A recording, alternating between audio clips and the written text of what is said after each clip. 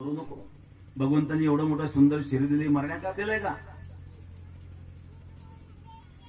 विवेकम तो सुना साध्य त्याच्या संसार वासनेचा त्याग कर. ज्यांना मुलं बाळले ते तरी बरे आहेत, ज्यांना मुलं आहेत ते तरी कुठे सुख आहे. कशाला इच्छा करतो? म्हणलं महाराज आमच्या संसारी माणसं दुःख तुम्हाला काय कळत नाही. मला उपदेश नका करू, मी उपदेश ऐकायला नाही बसलो इथं. एक तर मला आशीर्वाद द्या, मुलगा द्या, नाही तर मूर द्या.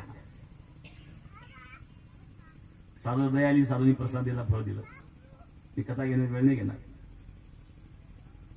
पण तो मुलगा ज्यावेळेला धुंदुककारी मोठा झाला, व्यसनाधीन झाला, दारू पिऊ लागला, नाही ते व्यसन करू लागला, बापाने विरोध केला.